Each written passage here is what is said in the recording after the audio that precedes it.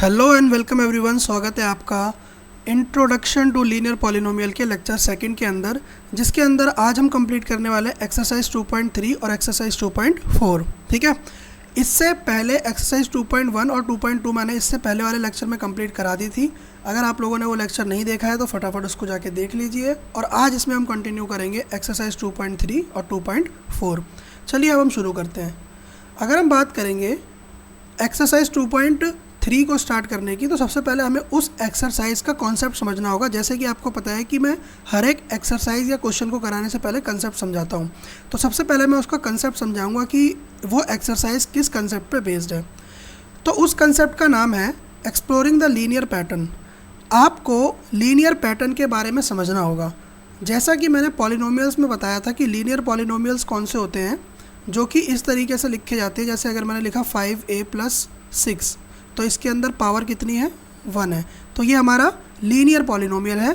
ठीक है, और ये लीनियर पॉलिनोमियल हमेशा एक लीनियर पैटर्न को फॉलो करता है। अब वो लीनियर पैटर्न क्या होता है उसको मैं एक क्वेश्चन के मदद से आपको समझाता हूँ। ध्यान से देखेंगे यहाँ पे क्वेश्चन को। कह रहा है Bela has ₹100 for the pocket money. Bela नाम की एक लड़की है, उसके पास 100 रुपये पॉकेट मनी के लिए हैं। शी स्पेंड्स ₹5 एवरी डे, और उस 100 रुपये में से वो हर दिन 5 रुपये खर्च कर देती है। कह रहा है after how many days will she left with ₹40।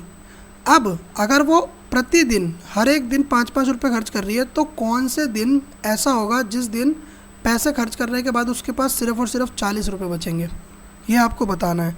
तो यहाँ पर अगर आप ध्यान से देखोगे तो एक लीनियर पैटर्न बन रहा है। क्या बन रहा है बच्चों? Linear pattern. लीनियर पैटर्न का मतलब एक ऐसा पैटर्न होता है जिसमें चीज़ें या तो कंसेक्यूटिवली एक के बाद एक ऐड होती जाएंगी, ठीक है, या फिर एक के बाद एक माइनस होती जाएंगी। ठीक है, उसको हम बोलते हैं लीनियर पैटर्न। और पावर क्या रहेगी? ओवरऑल एक्सप्रेशन की 1 रहेगी, इसलिए इसको लीनियर पैटर्न बोलते हैं। ठीक है, अब मैं आपको इस क्वेश्चन में बताता हूँ कि लीनियर पैटर्न कैसे फॉलो हो रहा है। अगर आप ध्यान से देखो तो इनिशियली जो बेला नाम की लड़की है उसके पास 100 रुपये हैं अपनी पॉकेट मनी के लिए। कितने रुपए हैं? 100 रुपये। अब होता यह है कि एवरी डे शी स्पेंड्स ₹5। वो 5 रुपये हर दिन क्या कर रही है? स्पेंड कर रही है। तो अब यहाँ पर मुझे समझ में आ रहा है कि उसके पैसों में से हर दिन 5 रुपये कम हो रहे हैं। तो अगर मैं क्वेश्चन के अकॉर्डिंग चलूँ तो हर दिन वो 5 रुपये अपने स्पेंड कर रही है। तो अगर मैं नंबर ऑफ डेज को n से शो कर दूं, तो मैं ये बोल सकता हूँ अकॉर्डिंग टू क्वेश्चन कि जो बेला के पास अमाउंट बच रहा है हर बार खर्च करने के बाद, वो बच रहा है कि 100 रुपये तो उसके पास शुरुआत में रहते थे, और अगर वो हर दिन 5 रुपये खर्च कर रही है तो n डेज़ के अंदर, मुझे नहीं पता कि कितने डेज़ में उसके पैसे ख़त्म होंगे, तो मैं मानता हूँ कि n डेज़ के अंदर उसके पैसे ख़त्म होंगे। तो मैं यहाँ पर 5n लिख दूँगा। यानी कि अभी आपको ये समझ में आएगा कि कैसे मैंने ये लिख दिया कि स्टार्टिंग में जो बेला थी उसके पास 100 रुपये थे और हर दिन वो 5 रुपये खर्च कर रही है। तो अगर वो n डेज तक ऐसे ही करके अगर 5-5 रुपये खर्च करती रहेगी तो उसके पैसे ख़त्म हो जाएंगे। जैसे मैं इस चीज़ को आपको करके दिखाता हूँ कि अगर मैंने n की वैल्यू को 1 ले लिया, तो मैंने ये बोला कि जब पहला दिन बेला ने खर्च करा तो 100 रुपये में से 5 और n की जगह पर 1 आया है, तो 1 रख के मैं यहाँ पे माइनस कर दूंगा। तो पहले दिन बेला ने 5 रुपये खर्च कर दिए, तो उसके पास अब 95 रुपये बचे। फिर अगर मैं बात करूं दूसरे दिन बेला ने कितने पैसे खर्च करे, तो यहाँ पर मुझे अब n यानी कि नंबर ऑफ़ डेज़ को 2 लेना पड़ेगा, क्योंकि दूसरे दिन की बात हो रही है। तो मैं यहाँ पर लिखूँगा 100 - 5 × 2। तो यहाँ पर मैं लिखूँगा 100 - 10। तो अब बेला के पास 90 रुपये बचे। ठीक है, तो इस तरीके से वो जितने पैसे उसके पास बच रहे हैं और वो जो खर्च कर रही है उसको मैं यहाँ पर रिप्रेजेंट कर रहा हूँ। और यहाँ पर हर बार ये एक लीनियर पैटर्न को फॉलो कर रहा है, यानी कि हर बार इसके अंदर से देखो यहाँ पर यहाँ से यहाँ गया, पहले स्टार्टिंग में 100 था, फिर 95 हुआ, फिर 95 से 90 हो गया, तो हर बार 5 माइनस हो रहा है इसके अंदर से। तो ये एक लीनियर पैटर्न फॉलो कर रहा है। और लीनियर पैटर्न को मैंने आपको बताया था कि या तो कंसेक्यूटिवली एक नंबर ऐड होता रहेगा या फिर कोई नंबर माइनस होता रहेगा, उसको हम लीनियर पैटर्न बोलते हैं। तो यहाँ पर बेला की पॉकेट मनी और उसका जो खर्चा है वो एक लीनियर पैटर्न बना रहा है, जिसको हमने इस एक्सप्रेशन से दिखा दिया 100 माइनस 5n से। अब ये यहाँ पर पूछ रहा है कि किस दिन उसके पास 40 रुपये बचेंगे। कितने रुपये बचेंगे? 40 रुपये। तो यहाँ पर मैं ऐसे लिखता हूँ कि मुझे ये बताना है कि जो अमाउंट लेफ्ट है, जिसको मैंने यहाँ पे अमाउंट से ही दिखाया था, वो कौन से दिन 40 रुपये बचेगा। तो उसके लिए मैं इसके सामने ये इक्वेशन रखूँगा और अमाउंट लेफ्ट, क्योंकि यहाँ पर अगर आप देखोगे तो इस इक्वेशन को हर बार सॉल्व करने के बाद मुझे बचा हुआ अमाउंट पता चल रहा है। जैसे कि पहले दिन अगर मैंने 5 रुपये यूज़ करे तो उसको यूज़ करने के बाद जो अमाउंट बच रहा है वो 95 बच रहा है। तो ये असल में अमाउंट लेफ्ट की इक्वेशन है। समझ में आ रहा है? तो मुझे बोल रहा है कि जिस दिन 40 रुपये बचेंगे वो कौन सा दिन होगा बेला का, यानी कि कौन से दिन उसके पास सिर्फ 40 रुपये बचेंगे पॉकेट मनी के। तो यहाँ पर मैंने 40 लिख दिया और यहाँ से मेरी n की वैल्यू आ जाएगी। तो मैंने क्या करा, यहाँ से इसको सॉल्व करेंगे तो अगर आप गौर से देखेंगे तो ये जो 100 है ये यहाँ पर प्लस के अंदर है, तो ये जब लेफ़्ट हैंड साइड जाएगा माइनस हो जाएगा और यहाँ पर है 5n।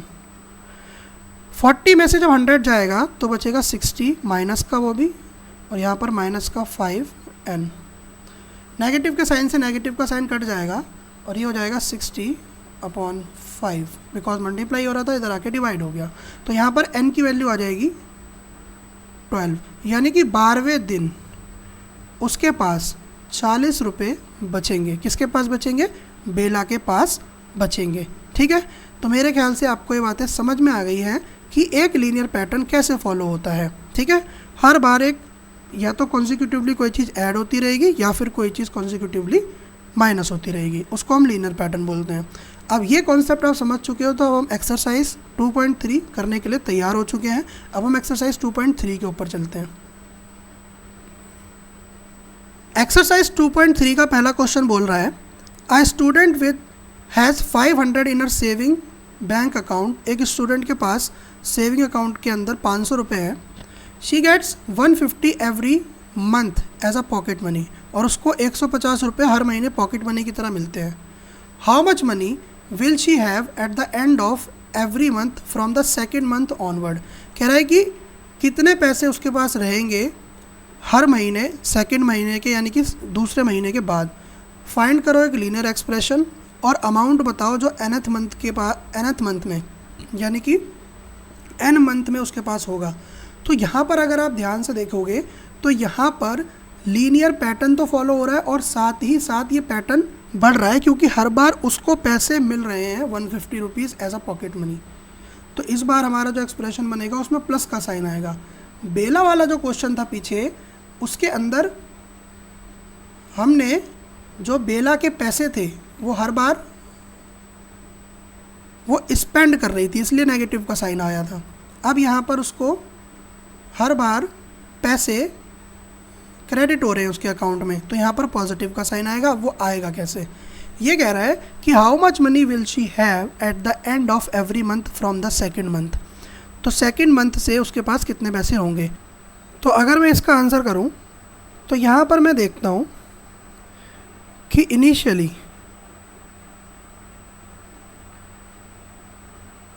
उस स्टूडेंट के पास 500 रुपये है उसके अकाउंट के अंदर।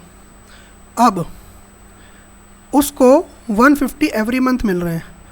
सो फॉर फर्स्ट मंथ, पहले महीने के लिए उसके पास कितने पैसे हो जाएंगे। अगर मैं बोलूं कि उसके पास 500 रुपीज़ थे और पहले महीने उसको 150 रुपये मिले, तो पहले महीने मिले तो मैंने 1 से मल्टीप्लाई कर दिया। तो यहाँ पर 500 प्लस 150, तो ये हमारा हो जाएगा 650 50 रुपीज़ उसको पहले मंथ में मिल गए, मगर इसने मुझे बोला है कि सेकेंड मंथ का बताना है। तो अगर मैं सेकेंड मंथ की बात करता हूँ, फॉर सेकेंड मंथ के अंदर मुझे 500 रुपये तो मेरे अकाउंट में पहले से ही थे या स्टूडेंट के अकाउंट में, 150 रुपये जो उसके पास पहले से, मतलब अब सेकंड महीने में जो उसके पास 150 रुपये आ रहे हैं तो उसके लिए हम 2 से मल्टीप्लाई करेंगे, और यहाँ पर 500 प्लस 150 इंटू 2 यानी कि 300, तो उसके पास हो जाएंगे 800 रुपीज़। अब यहाँ पे काफ़ी बच्चों को कन्फ्यूज़न हो रहा है कि यहाँ पे 2 से मल्टीप्लाई क्यों करा, या फिर तीसरे महीने के लिए आएगा तो 3 से मल्टीप्लाई क्यों करा। तो यहाँ पर एक आप बहुत गौर से चीज़ों को समझो, देखो ध्यान से। या तो आप ऐसा कर लो जैसा कि मैं करा रहा हूँ, और अगर आपको एक कंसेप्ट नहीं समझ में आ रहा है कि मैं 2 से क्यों मल्टीप्लाई कर रहा हूँ, 1 से क्यों मल्टीप्लाई कर रहा हूँ, हर एक महीने से क्यों मल्टीप्लाई कर रहा हूँ, जिस बच्चे को नहीं समझ में आ रहा है सिर्फ उसके लिए ये चीज़ है। ध्यान से इधर देखना मेरे भाई, जब आप पहले महीने के बाद देखा आपने तो आपके पास पैसे बने थे 650। कितने बने थे? 650। तो जब आप सेकंड महीने की बात कर रहे हो तो अब आप इस 650 के अंदर आपको सेकंड महीने में फिर 150 रुपये मिल जाएंगे, तो वो 800 रुपये बन जाएंगे कि नहीं बन जाएंगे। तो मैं भी तो इस एक्सप्रेशन के अंदर यही बात कर रहा हूँ कि पहले महीने में तो उसको 500 प्लस 150 मिले, वो भी एक बार, या फिर फर्स्ट महीने बोल दो, या अगर नहीं समझ में आ रहा तो बोल दो एक बार, और दूसरे महीने में उसको 150 रुपये मिले 2 बार। क्यों 2 बार मिले? क्योंकि एक बार तो ऊपर मिल चुके हैं और एक बार इसी महीने के जिसकी हम बात कर रहे हैं। तो समझ में आया कि 2 क्यों लिखा है मैंने यहाँ पे, या सेकंड महीने में 2 से क्यों मल्टीप्लाई हो रहा है पॉकेट मनी। तो ये कंसेप्ट है, ये आपको समझ में आना चाहिए कि 2 से 3 से क्यों मल्टीप्लाई हो रहा है। सिर्फ ये नहीं कि आपने सिर्फ सेकंड मंथ लिखा है तो 2 आ जाएगा, थर्ड मंथ लिखा है तो 3 आ जाएगा। आपको कंसेप्ट पता होना चाहिए कि किस तरीके से वो इंक्रीज़ हो रहा है। मेरे ख्याल से आपको ये बातें समझ में आ चुकी हैं। अब यहाँ पे आप दोबारा से क्वेश्चन पे आ जाओ। दोबारा से अगर हम क्वेश्चन पे आएंगे तो सेकंड मंथ के लिए इसके पास 800 रुपये हो जाते हैं। ठीक है, बोल रहा है कि find a linear expression to represent the amount she will have in the nth month. तो अगर हम यहाँ पर मंथ की वैल्यू, मंथ्स को n मान ले, क्या मान ले? n। So for nth month के लिए होगा ये कि उसके पास 500 रुपये तो रहेंगे ही रहेंगे, साथ ही साथ हर महीने 150 रुपये उसके पास आते रहेंगे। तो क्या 500 प्लस 150 n हमारा लीनियर एक्सप्रेशन हो जाएगा, क्योंकि इस बार ऐड हो रहा है और हर महीने में 150 रुपये मिल रहे हैं, तो n महीने में इतने मिलेंगे। तो ये हमारा लीनियर एक्सप्रेशन हो गया। तो ये हमारा इस क्वेश्चन का सॉल्यूशन है। मेरे ख्याल से आपको ये बातें समझ में आ रही हैं। अब हम चलते हैं इसके अगले क्वेश्चन के ऊपर। अगला क्वेश्चन मुझे ये कह रहा है, a rally start with 120 members. एक रैली है जिसमें लोग हैं, उनमें 120 लोग हैं। Each hour 9 member drop out the group. हर घंटे 9 लोग ग्रुप को छोड़ रहे हैं। How many member will remain after 1, 2, 3 hours.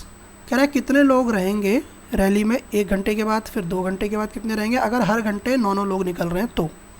Find the linear expression to represent the numbers of member at the end of nth hour. वही nth hour के end में बताना है कि कितने लोग निकल रहे हैं। तो यहाँ पर ध्यान दो कि यहाँ पर लोग ड्रॉप आउट हो रहे हैं। क्या हो रहे हैं? Drop out. ड्रॉप आउट का मतलब है कि नेगेटिव चीज़ें हो रही हैं, यानी कि बाहर निकल रहे हैं, तो माइनस हो रहा है, क्योंकि जुड़ थोड़ी रहे हैं इसके अंदर, बाहर निकल रहे हैं। तो यहाँ पर हम लिखेंगे इसका आंसर कि इनिशियली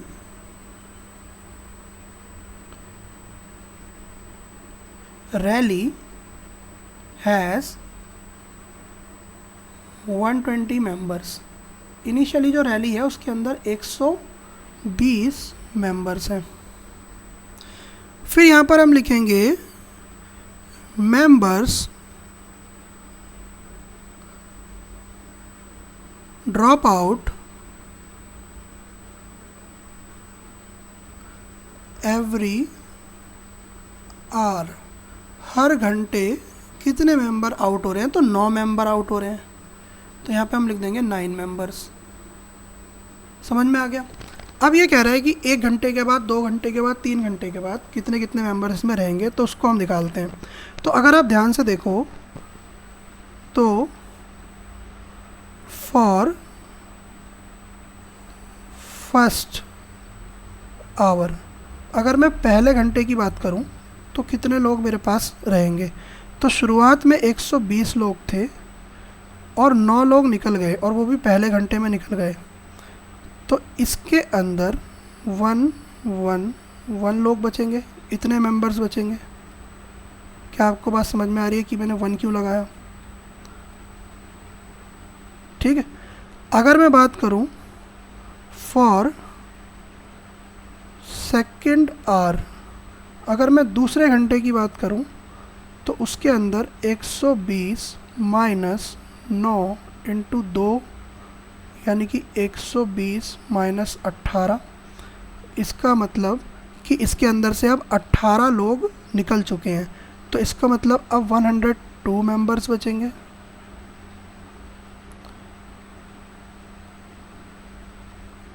अब अगर मैं तीसरे घंटे की बात करूं फॉर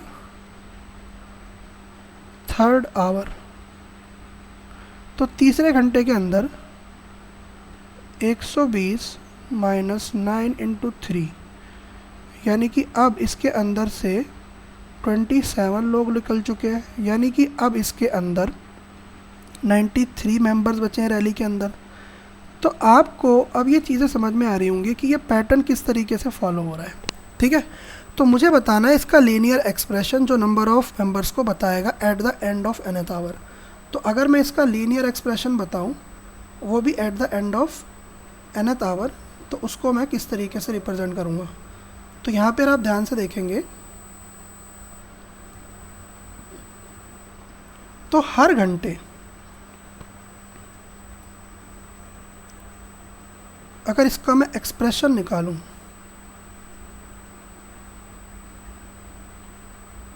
तो स्टार्टिंग में 120 लोग थे और हर घंटे 9 लोग गायब हो रहे हैं यानी कि बाहर निकल रहे हैं, तो 120 माइनस 9 एन इसका एक्सप्रेशन हो जाएगा। यहाँ पर हम लिख देंगे इफ़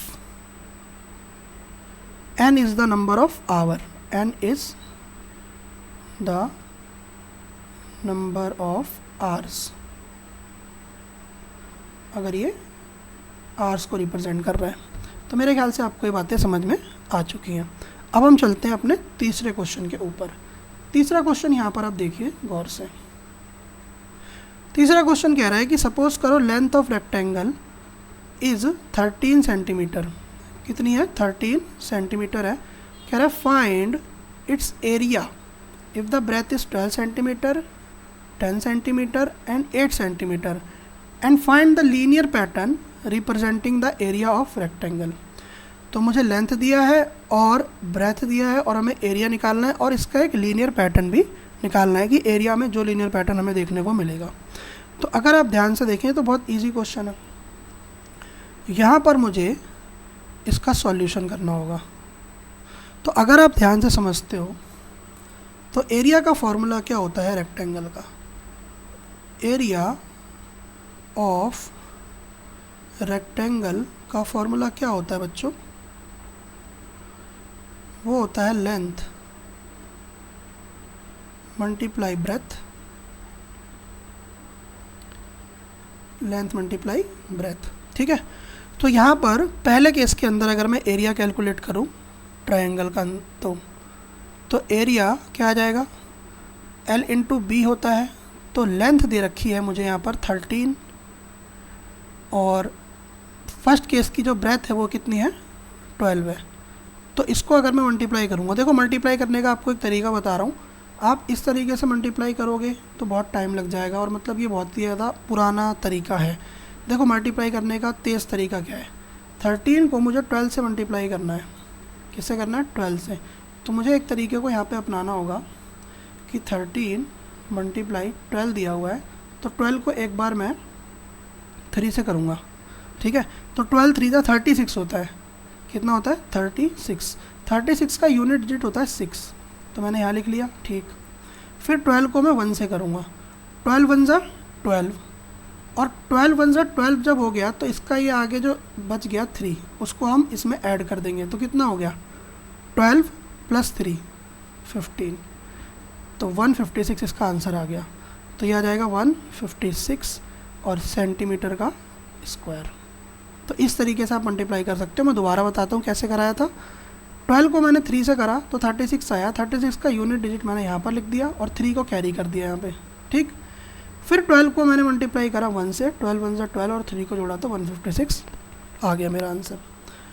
अब अगर मैं यहाँ पर लिखता हूँ अपना दूसरा केस, दूसरे केस के अंदर मेरे को एरिया निकालना है और दोबारा मैं लेंथ मल्टीप्लाई ब्रेथ करूँगा।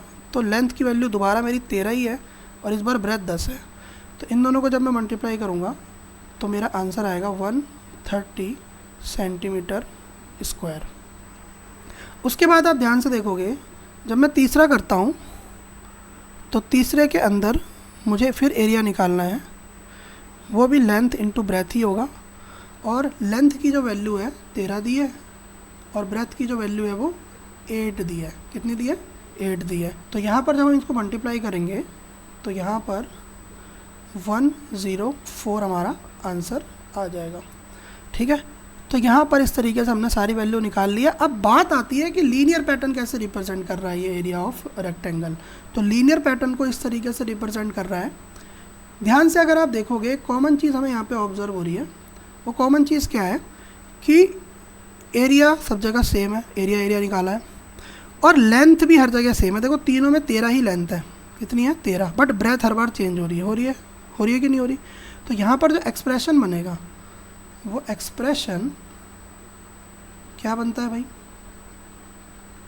एरिया को अगर मैं ए बोल दूँ तो हमारा एक्सप्रेशन बनेगा ए बराबर लेंथ इंटू ब्रेथ। बट जो लेंथ है इस बार वो कितनी है, हर किसी के केस में 13 ही है, तो 13 और ब्रेथ बी आएगी। तो ये हमारा एक्सप्रेशन बन जाएगा ए बराबर 13b। और देखो पावर 1 ही है इसकी यहाँ पे, है ना, कुछ नहीं है तो 1 है। मेरे ख्याल से आपको ये चीज़ें समझ में आ चुकी हैं। चलिए अब हम देखते हैं अपना अगला क्वेश्चन। अगले क्वेश्चन में हमें एक बोल रहा है, suppose the length of the rectangular box is 7 centimetre and breadth is 11 centimetre. Can I find the volume if the height is 5 centimetre, 9 centimetre, 13 centimetre. और साथ ही साथ कह रहा है find the linear pattern representing the volume of rectangular box. यानी कि हमें यहाँ पर लेंथ दी हुई है और ब्रेथ दी हुई है और हमें वॉल्यूम निकालना है। अगर एक बार हाइट हमारी 5 सेंटीमीटर है, एक बार 9 सेंटीमीटर है और एक बार 13 सेंटीमीटर है, और साथ ही साथ हमें इसका लीनियर पैटर्न भी बताना है कि किस तरीके से फॉलो हो रहा है। देखिए अब इसका आंसर देखिए हम क्या करते हैं। अगर मैं बोलूँ आपसे कि वॉल्यूम का जो फॉर्मूला होता है, volume of a rectangular box, तो इसका वॉल्यूम का या फिर रेक्टेंगल के वॉल्यूम का जो फॉर्मूला होता है हमारा, लेंथ मल्टीप्लाई में ब्रेथ और मल्टीप्लाई में हाइट। तो ये हमारा फॉर्मूला होता है, ठीक है, जिसको हम L multiply B multiply HB बोलते हैं। अब अगर हम ध्यान से देखेंगे तो तीनों केस में हमको यहाँ पर वॉल्यूम कैलकुलेट करना है। तो फर्स्ट केस है जिसमें हमारी जो हाइट की वैल्यू है वो है 5 सेंटीमीटर। तो इसमें अगर हम ध्यान से देखेंगे तो वॉल्यूम कितना हो जाएगा L B इंटू H। तो लेंथ की जो वैल्यू है हमारी वो है 7, हमारी ब्रेथ की जो वैल्यू है वो है 11 और हमारी जो हाइट की वैल्यू है वो है 5। तो यहाँ पे अगर हम सॉल्व करेंगे तो 11 इंटू 7 और इंटू 5, इसको जब हम सॉल्व करेंगे तो यहाँ पर हमारा आंसर आ जाएगा 385 सेंटीमीटर क्यूब। उसके बाद जब हम सेकंड क्वेश्चन देखते हैं तो यहाँ पर हमारी जो हाइट की वैल्यू है वो हमारी है 9 सेंटीमीटर। अगेन हम वही फार्मूला लगाएंगे वॉल्यूम वाला, लेंथ मल्टीप्लाई ब्रेथ इनटू में हाइट। लेंथ वही है जो कि है हमारी 7, ब्रेथ हमारी है 11 और इस बार हाइट हमारी है 9। तो इसको जब हम मल्टीप्लाई करते हैं तो हमारा फार्मूला आता है 6, मतलब हमारा जो आंसर है 693 सेंटीमीटर क्यूब आ जाएगा। उसके बाद हम जब तीसरा निकालते हैं, तीसरे केस के अंदर हमारी जो हाइट है वो है 13 सेंटीमीटर। तो इस बार हमें वॉल्यूम को कैलकुलेट करना है। तो वॉल्यूम हमारा आ जाएगा length multiply breath multiply height. तो यहाँ पर लेंथ है 11, लेंथ 7 है, ब्रेथ हमारी है 11 और इस बार जो हाइट है वो हमारी है 13। तो इन तीनों को जब हम मल्टीप्लाई करते हैं तो हमारा आ जाएगा 1001 सेंटीमीटर क्यूब। तो यहाँ पर आप एक देखेंगे कि हर किसी के केस में, यानी कि यहाँ पर 3 है और हर किसी के केस में यहाँ पर भी 7 × 11 आया, यहाँ पर भी 7 × 11 आया और यहाँ पर भी 7 × 11 आया, यानी कि तीनों केस में 7 × 11 कॉमन आ रहा है।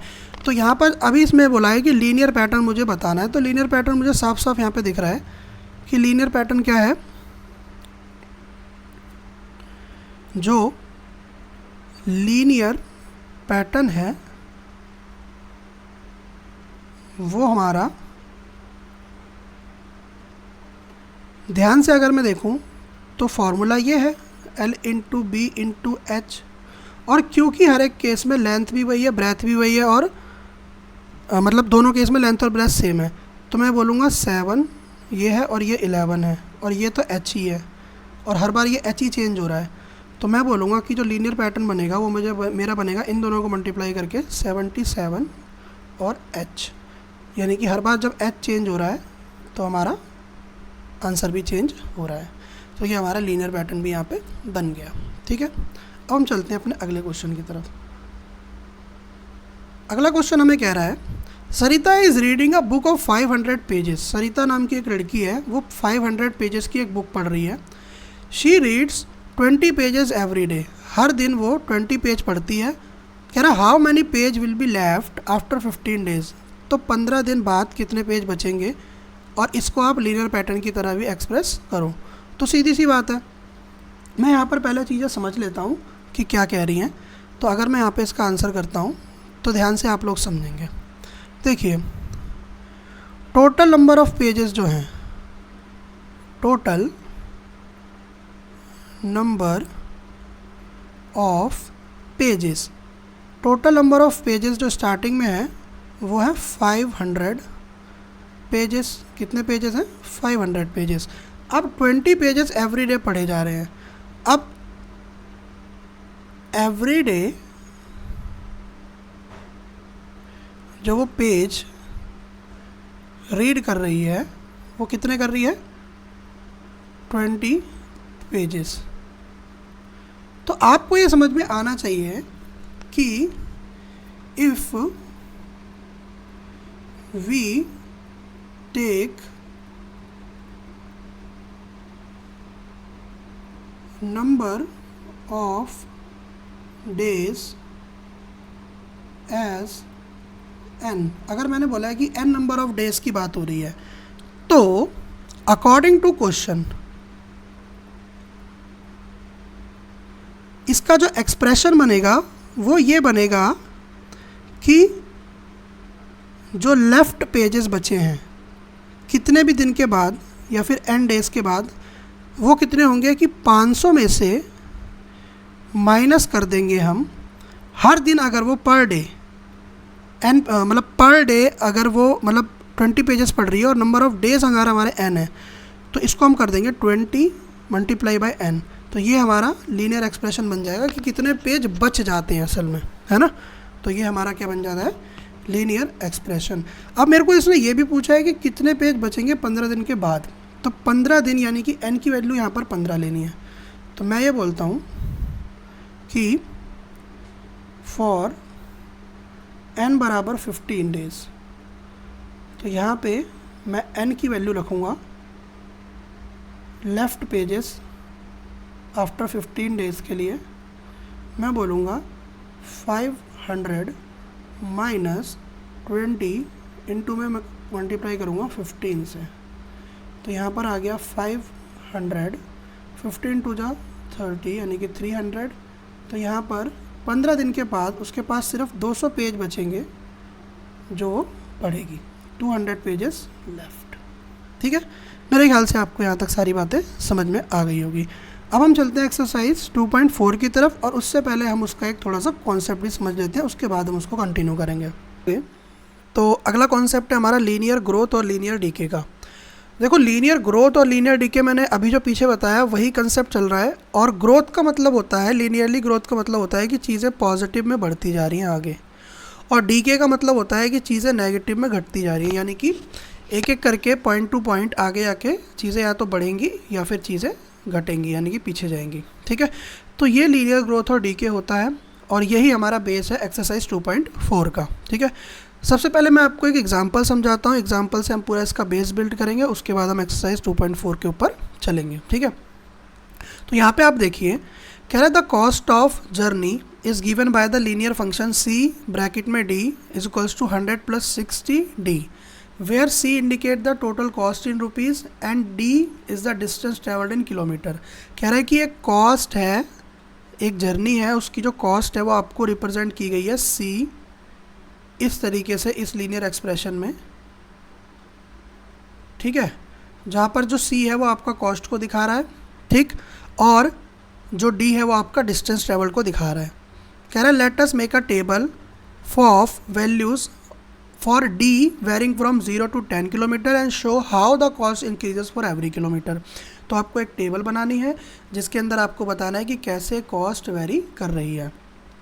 तो मैं यहाँ पे क्या करता हूँ, मैं अलग अलग डिस्टेंसेस को लेके चलता हूँ। ठीक है, तो यहाँ पर मैं बात करता हूँ आपके डिस्टेंस की, कि कितना डिस्टेंस ट्रैवल्ड हो रहा है किलोमीटर के अंदर, और यहाँ पर मैं बात करता हूँ कॉस्ट की, कि कितने पैसे लग रहे हैं। तो आप इनिशियली देखिए कि यहाँ पर 0 अगर मैं रखूँ डिस्टेंस की वैल्यू, यानी कि d की जो वैल्यू है मैं 0 रखता हूँ, तो अगर आप यहाँ पर ध्यान से देखिए कि अगर मैं इस एक्सप्रेशन में यहाँ पर 0 रखता हूँ तो ये पूरी वैल्यू 0 हो जाएगी और मेरे पास सिर्फ 100 रहेगा, तो कॉस्ट होगी 100 रुपीज़। ठीक है, उसके बाद अगर हम डिस्टेंस को 1 रखते हैं तो यहाँ पर आप ध्यान से देखिए कि जो कॉस्ट हो जाएगी मेरी वो हो जाएगी 100 + 60, और d की जगह पे मैंने 1 रखा है तो कॉस्ट हो जाएगी 160, इसको ऐड करके, तो यहाँ पर आ जाएगा 160। उसके बाद अगर मैं डिस्टेंस को 2 किलोमीटर के लिए कॉस्ट निकालता हूँ तो इस बार मुझे यहाँ पर रखना होगा 2 किलोमीटर, और इस बार जो मेरी कॉस्ट हो जाएगी वो हो जाएगी 100 + 120, यानी कि 220। तो अब जो मेरी कॉस्ट है वो 220 रुपीज़ हो जाएगी फॉर 2 किलोमीटर। ऐसे मुझे 10 किलोमीटर के लिए बोला है तो मैं 3 के लिए यहाँ पर रख दूँगा 3, क्योंकि डिस्टेंस 3 है, और यहाँ पर ये हो जाएगा 18, और यहाँ पर ये हो जाएगा 180। तो पूरी जो इक्वेशन हमारी फाइनली बनेगी वो हमारी बनेगी 280। तो यहाँ पर 280 रुपीज़ बनेंगे 3 किलोमीटर के लिए। फिर 4 किलोमीटर के लिए अगर मैं बात करूँ तो 4 किलोमीटर के लिए यहाँ पर अगेन मैं अब d की जगह पर 4 रखूँगा, और यहाँ पर आ जाएगा 240, और अब मैं यहाँ पर रखूँगा और ये हो जाएगा 340, तो इसकी कॉस्ट आ जाएगी 340 फॉर 5 किलोमीटर। यहाँ पर मैं रखूँगा 5, क्योंकि हर बार मेरा जो डिस्टेंस है वो चेंज हो रहा है, तो 5 किलोमीटर के लिए अब यहाँ पर आ जाएगा 300, और अब जो कॉस्ट है वो हो जाएगी 400। तो अगर आप ध्यान से देख रहे हो तो हर एक बार मेरा 60 60 60 ऐड होता जा रहा है ना। तो मैं बार बार इसको करने की बजाय हर बार 60 ऐड कर दे रहा हूँ। तो यहाँ पर मैं लिखता हूँ 400, यहाँ पर 6 kilometre for 7 kilometre and for 8 kilometre and for 9 kilometre, और मेरे को 10 किलोमीटर के लिए बोला है तो यहाँ पर मैं एक और बॉक्स बना देता हूँ जो कि मेरा हो जाएगा फॉर 10 किलोमीटर। तो यहाँ पर देखिए मुझे 60 ऐड करना है, तो यहाँ पर हो जाएगा 460। फिर अगले के लिए अगर मैं यहाँ पर 60 ऐड कर देता हूँ तो ये हो जाएगा मेरा 520। फिर अगले के लिए अगर मैं 60 ऐड कर देता हूँ तो ये मेरा हो जाएगा 580। फिर अगले के लिए अगर मैं यहाँ पर 60 ऐड कर देता हूँ तो ये हो जाएगा 640, और फिर अगर मैं 60 ऐड कर देता हूँ तो ये हमारा हो जाएगा 700। ठीक है, तो मेरे ख्याल से आपको ये बात समझ में आ रही होगी कि किस तरीके से जो कॉस्ट है वो लीनियरली वेरी कर रही है अकॉर्डिंग टू डिस्टेंस। ठीक है, अब चलिए हम अपनी एक्सरसाइज की तरफ चलते हैं, क्योंकि हमें कॉन्सेप्ट समझ में आ गया है कि लीनियर ग्रोथ और डीके क्या है। ठीक है, अब हम अपनी एक्सरसाइज चलते हैं, एक्सरसाइज 2.4। एक्सरसाइज 2.4 के अंदर हमारे पास ये पहला क्वेश्चन है, जिसके अंदर हमें दिया हुआ है, कह रहा है suppose a plant has height 1.75 feet and it grows 0.5 feet each month. कह रहा है एक प्लांट है जिसकी जो हाइट है वो 1.75 फीट है और वो हर मंथ 0.5 फीट की लेंथ से ग्रो होता है। ठीक है, कह रहा है इसकी हाइट बताइए 7th मंथ के अंदर कितनी हो जाएगी। तो आप एक चीज़ यहाँ पर समझ रहे हैं कि इसकी, अच्छा आप ये बताइए कि इस क्वेश्चन में लीनियर ग्रोथ हो रहा है या फिर डीके हो रहा है, क्योंकि प्लांट की हाइट इंक्रीज कर रही है, तो इसका मतलब लीनियर ग्रोथ हो रहा है। क्या हो रहा है यहाँ पर लीनियर ग्रोथ हो रहा है। क्या हो रहा है? लीनियर ग्रोथ हो रहा है। ठीक है, क्योंकि 0.5 हर मंथ इंक्रीज कर रही है। तो यहाँ पर अगर मैं बात करूँ तो स्टार्टिंग में 1.75 हमारी फीट हाइट थी इसकी। ठीक है, जब मैं 7th मंथ के लिए मुझे पूछ रहा है तो 7 मंथ के लिए मैं क्या करता हूँ, यहाँ पर 0.5 लेता हूँ, और क्योंकि ये 7 मंथ में इंक्रीज़ करेगी तो मैं 7 से मल्टीप्लाई कर देता हूँ, तो 1.75 आ जाएगा यहाँ पर, और यहाँ पर आ जाएगा 3.5, और इन दोनों को ऐड करके मेरे पास आ जाएगा 4.25 फीट। ठीक है, अब हमें बोल रहा है कि एक टेबल बनाइए for time varying from 0 to 10 month, और हमें हाइट का वेरिएशन दिखाइए हर मंथ कैसे बढ़ रही है। तो इसके लिए मैं यहाँ पर क्या करता हूँ, एक टेबल बनाता हूँ जिसके अंदर मैं यहाँ पर अपना टाइम लेता हूँ और यहाँ पर अपनी हाइट लेता हूँ कि हाइट के साथ, टाइम के साथ हाइट कैसे वेरी कर रही है। तो अगर मैं इनिशियली बात करूँ तो 0 स्टार्टिंग मंथ के अंदर तो हमारी हाइट है वो यही रहेगी 1.75। उसके बाद अगर मैं पहले मंथ की बात करूं, मेरे पास 1.75 फीट की हाइट थी और 0.5 से और बढ़ गई पहले महीने के अंदर। अगर यहाँ पर 1 रखेंगे हम फॉर द फर्स्ट मंथ, तो यहाँ पर जो हमारी हाइट है वो हो जाएगी 2.25 फीट। अच्छा, ये जो हाइट है ये फीट में है, इसको आप ध्यान रखेंगे, किस में है? फिट में। फिर फॉर द 2 मंथ हमारी जो हाइट है वो हो जाएगी 2.75 फीट। फॉर 3 मंथ हमारी जो हाइट है वो हो जाएगी 3.25 फीट। और आपको ये समझना चाहिए कि ये जो हाइट है वो हमारी कैसे इंक्रीज़ कर रही है हर मंथ। देखो, आप यहाँ से यहाँ जाओगे तो मेरी हाइट कितनी इंक्रीज़ करी है? 0.5। तो मैं इसमें 0.5 ऐड करता जा रहा हूँ हर मंथ। क्या करता जा रहा हूँ? 0.5 ऐड करता जा रहा हूँ, और इसी तरीके से मेरी हाइट इंक्रीज़ हो रही है। ठीक है, तो अगर मैं 4th मंथ के लिए बोलूँगा तो हमारी हाइट हो जाएगी 3.75 फीट। फिर अगर मैं 5 मंथ के लिए बोलता हूँ तो मेरी हाइट हो जाएगी 4.25 फीट, क्योंकि मैंने 0.5 को इंक्रीज़ कर दिया। फिर अगर मैं 6 मंथ के लिए बोलता हूँ तो मेरी हाइट हो जाएगी 4.75 फीट। फिर 7 मंथ के लिए अगर मैं बोलता हूँ तो मेरी हाइट हो जाएगी 5.25 फीट। 8 मंथ के लिए मेरी हाइट हो जाएगी 5.75 फीट। 9 मंथ के लिए हाइट हो जाएगी 6.25 फीट, और 10वें महीने के अंदर हमारी हाइट हो जाएगी 6.75 फीट। तो आप देखेंगे कि हर बार 0.5 से हमारी हाइट इंक्रीज़ हो रही है। फिर हमें बोल रहा है कि तीसरा क्वेश्चन जो है इसमें बोल रहा है find an expression for height जो टाइम के साथ रिलेट कर रही है, उसका लीनियर ग्रोथ के लिए बनाइए, क्योंकि ग्रोथ हो रही है, मैंने आपको पहले ही बता दिया था। तो अगर ये मेरा हो गया फर्स्ट का आंसर, ये मेरा हो गया सेकंड का आंसर, और अब मैं आपको देता हूँ थर्ड क्वेश्चन का आंसर कि कैसे हमारी जो हाइट है वो वेरी कर रही है। तो अगर मैं थर्ड की बात करूँ तो थर्ड के अंदर जो हमारी हाइट है h, वो मेरी वेरी कर रही है स्टार्टिंग में 1.75 प्लस हर महीने 0.5 बढ़ रही है, तो 0.5 को मैंने t से मल्टीप्लाई कर दिया। तो ये हमारी इक्वेशन यहाँ पे बन गई है, ये हमारा लीनियर एक्सप्रेशन बन गया है। ठीक है, वेयर जो मेरा t है वो टाइम है, ये भी हमको रिप्रेजेंट करना होगा यहाँ पे इन मंथ्स,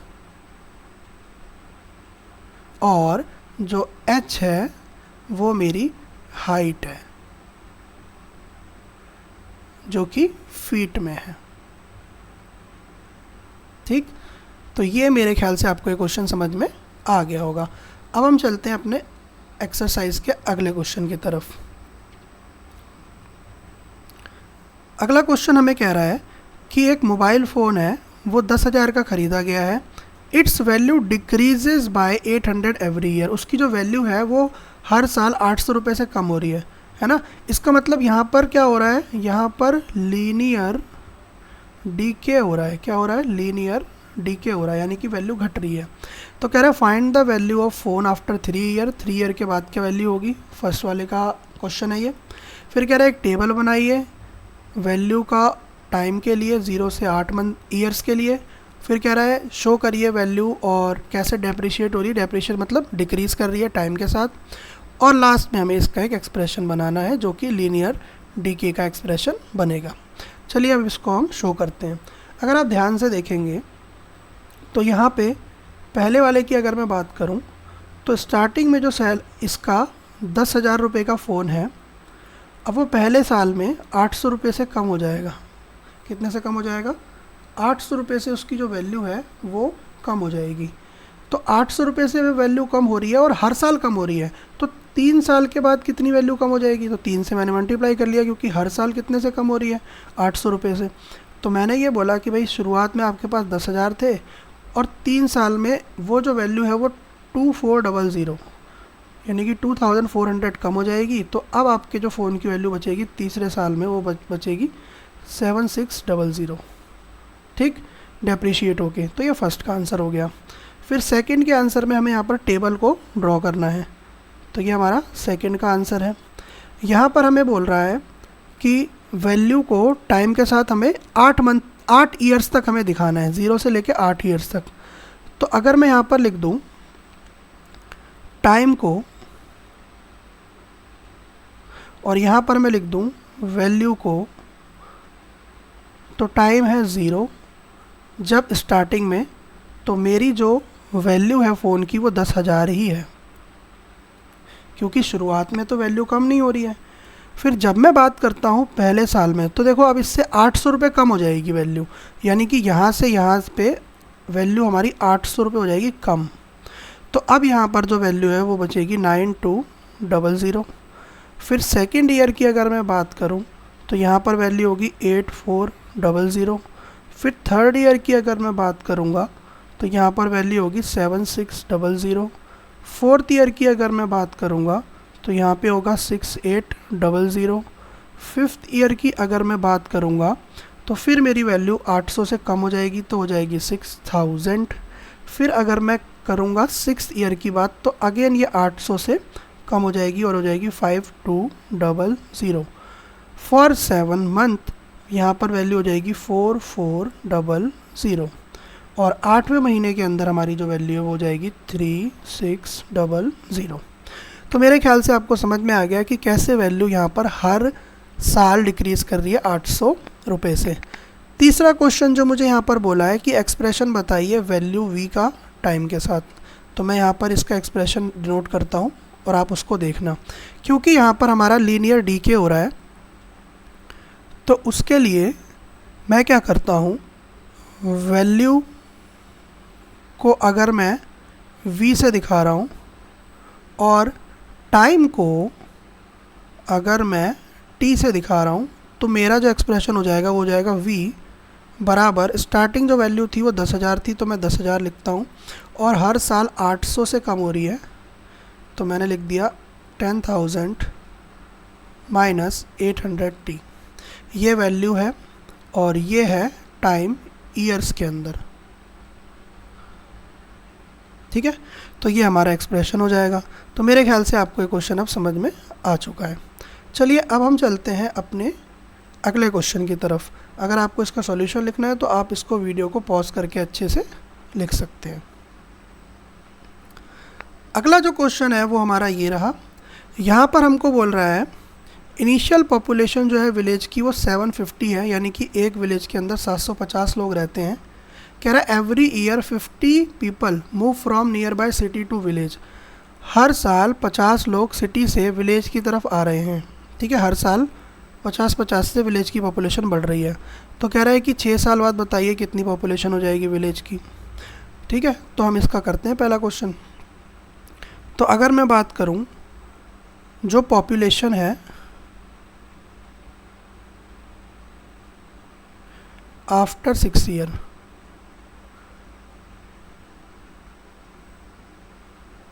क्या आपको शुरुआत में 750 थी और पॉपुलेशन इंक्रीज़ हो रही है, यानी कि लीनियर ग्रोथ हो रही है, और 50 पीपल्स आ रहे हैं एक साल में। तो अगर मैं 6 साल की बात करूँगा तो यहाँ पर मैं किससे मल्टीप्लाई कर दूँगा, 6 से। तो अब हमारा क्या हो जाएगा 750, 6 5 जा 30, तो यहाँ पर हो जाएगा 300।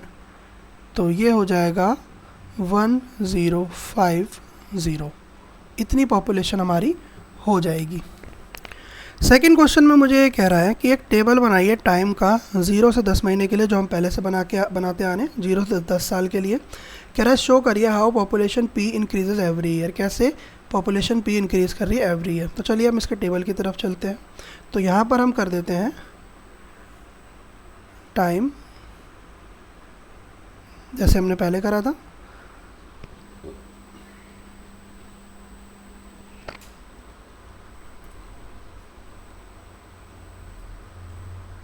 और यहाँ पर हम कर देते हैं पॉपुलेशन, कि किस तरीके से पॉपुलेशन इंक्रीज़ कर रही है। तो अगर हम इनिशियली बात करें तो इनिशियली जो पॉपुलेशन थी वो 750 ही थी। पहले साल की अगर हम बात करें तो पॉपुलेशन हमारी 50 से बढ़ गई, यानी कि 800 हो गई। फिर दूसरे साल की अगर हम बात करें तो पॉपुलेशन फिर 50 से बढ़ गई। फिर तीसरे साल की अगर हम बात करें तो पॉपुलेशन फिर 50 से बढ़ गई। इसी तरीके से अब हो जाएगी 950।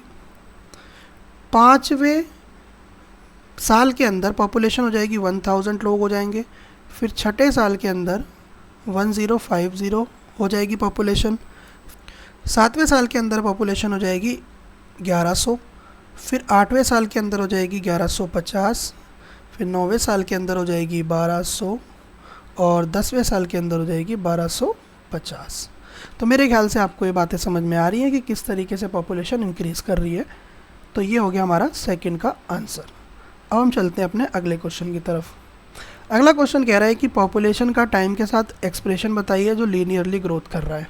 ठीक है, तो यहाँ पर हम क्या करते हैं, इसकी लीनियर ग्रोथ को रिप्रेजेंट करते हैं और साथ ही साथ ये बोल रहा है कि वाई ये पॉपुलेशन को लीनियरली क्यों ग्रोथ कर रहा है, यानी कि एक्सप्लेन करिए Y it represent linear growth. तो इसका भी हम आंसर लिखते हैं।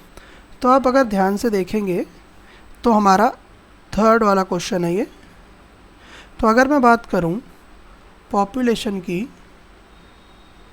तो पॉपुलेशन को मैं रिप्रेजेंट कर रहा हूं पी से, और टाइम जो है मेरा वो टी से रिप्रेजेंट कर रहा हूं, और वो टाइम है मेरा ईयर्स में। तो यहाँ पर जो पॉपुलेशन हो जाएगी वो मेरी हो जाएगी 750, और हर बार बढ़ रही है 50 से, और जो ईयर्स हैं वो टी में है, तो ये हो जाएगा इस तरीके से रिप्रेजेंट। ठीक है, तो मेरे ख्याल से आपको ये समझ में आ गया होगा। और यहाँ पर ये बोल रहा है कि लीनियर ग्रोथ ये क्यों दिखा रहा है। तो लीनियर ग्रोथ क्यों दिखा रहा है इसको आप एक्सप्लेन करिए। तो यहाँ पे हम लिखेंगे कि दिस रिप्रेजेंट्स लीनियर ग्रोथ, ये लीनियर ग्रोथ को दिखा रहा है because the population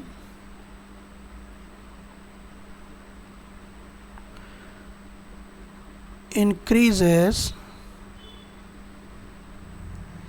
by a constant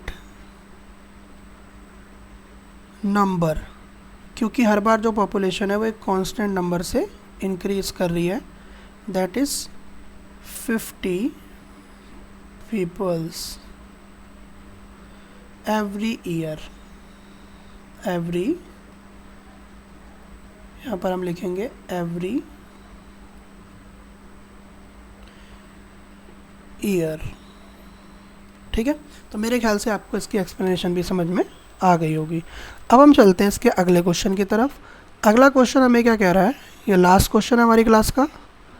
अगर आप लोगों ने अभी तक वीडियो को लाइक और सब्सक्राइब नहीं करा है चैनल को, तो जल्दी से कर लीजिए, क्योंकि इसके आगे की एक्सरसाइज भी आने वाली है। तो फटाफट लाइक करिए वीडियो को, शेयर करिए इस वीडियो को ज़्यादा से ज़्यादा लोगों तक, और सब्सक्राइब भी करिए, ताकि मुझे भी मोटिवेशन मिले और मैं आपके लिए और ऐसे अच्छे लेक्चर्स लेके आऊँ साइंस और मैथ्स के।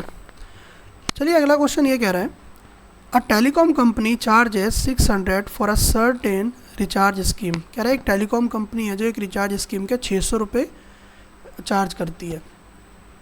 The prepaid balance is reduce 15 each day after the recharge, और हर दिन 15 रुपये उसमें से कटते हैं।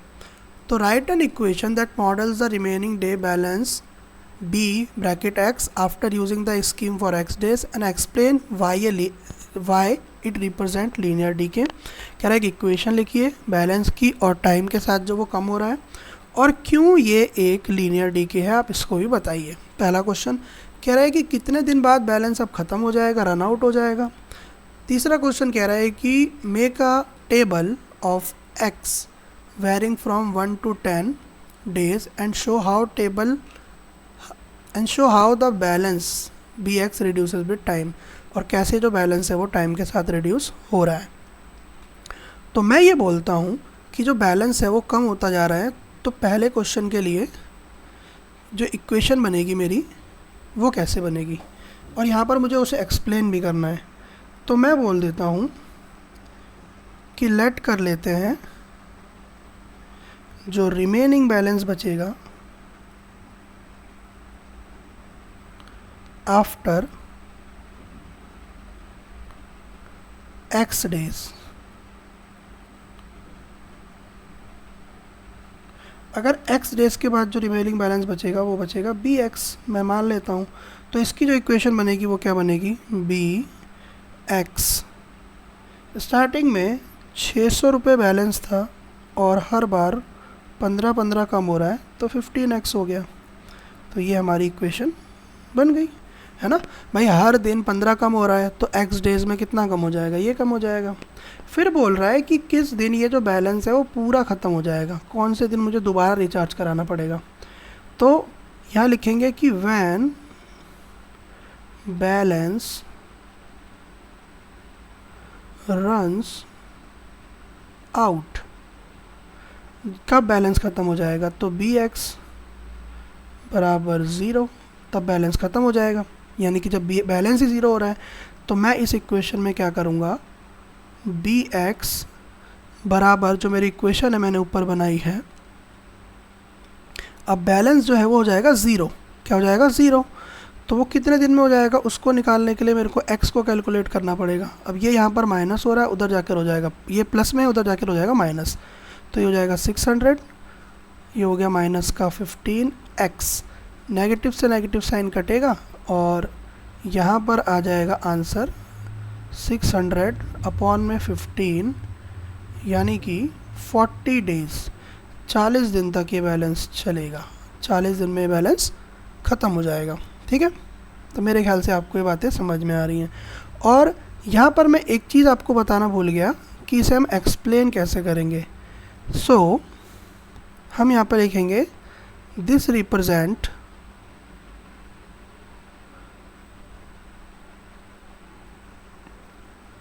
Linear decay because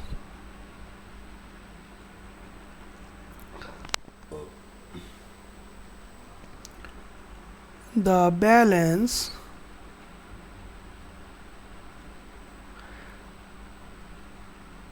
decrease by